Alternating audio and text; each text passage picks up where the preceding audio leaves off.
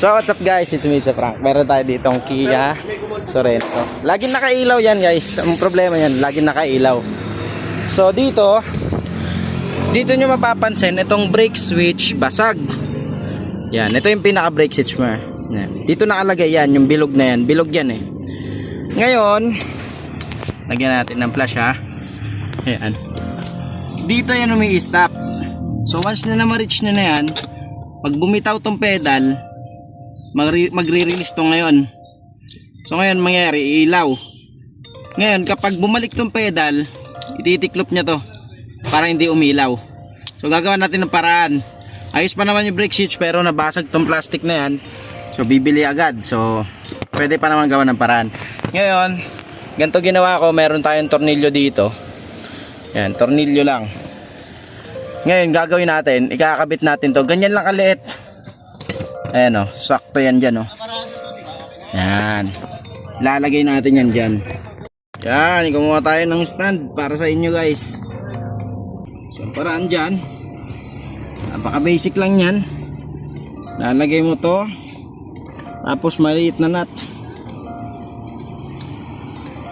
Yan. Tapos maglalagay tayo ng nut. Alright. Ngayon kulang pa, di ba?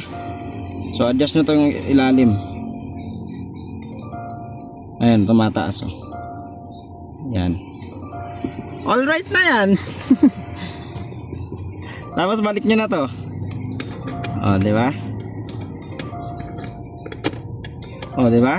Oh. Oh, di ba? Ngayon lalagyan nyo na to ng nut. Ganitong paraan guys, hindi nyo kailangan bumili ng pyesa kung magagawan pa ng paraan. Pero kung masyado masailan, bilan agad, eh, wala namang problema sa ganun bagay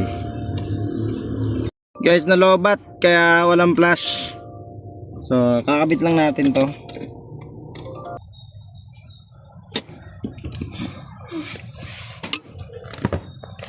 So ayan guys, yan, nakabit na natin. Napakasimple lang yung tornilyo na yan. Yan, pag umapak ka, alright, lumalabas na yan. Pag umapak kasi yan, tsaka na magbe-brake light. Yan. Okay na, pa-testing na natin. Testing ako. Ayok.